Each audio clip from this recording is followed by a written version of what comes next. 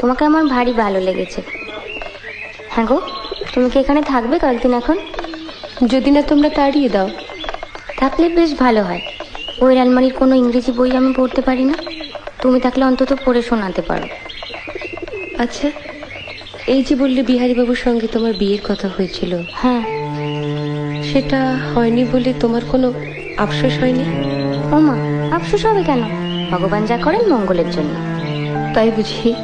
এই যে বছর না ঘুরতেই বিধবা হলাম, সেটাও মঙ্গলের জন্য? সত্যি। কেন যে অত ইংরেজি পড়তে গেলে তুমি? আবার ভাবো, তাহলে তো তুমি বরের কাছেই অন্য জায়গায় থাকতে, এখানে আসতেও না, আমাদের দেখাও হতো না। বা আমি এখানে থাকতাম, তুমি অন্য জায়গায় থাকতে।